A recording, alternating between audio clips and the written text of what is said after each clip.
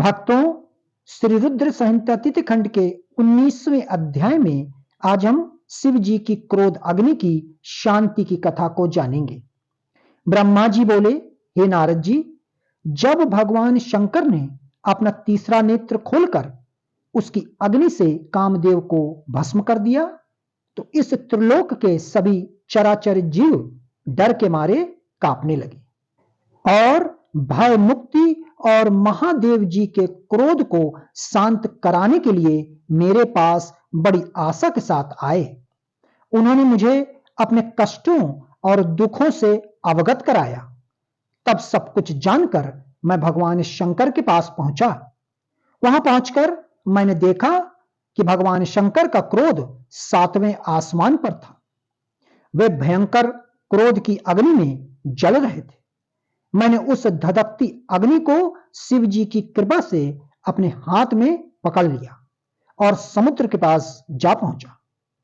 मुझे अपने पास आया देखकर समुद्र ने पुरुष रूप धारण किया और मेरे पास आ गए और बोले, हे विधाता, हे ब्रह्मा जी, मैं आपकी क्या सेवा करूं?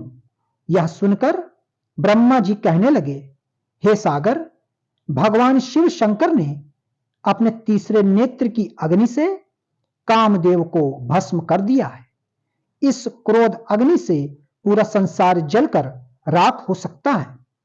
इसी कारण मैं इस क्रोध अग्नि को रोककर आपके पास ले आया हूं।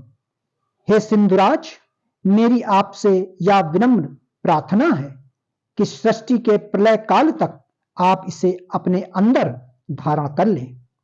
जब मैं आपसे इसे मुक्त करने के लिए कहूं, तभी आप इस शिव क्रोध अग्नि का त्याग करना।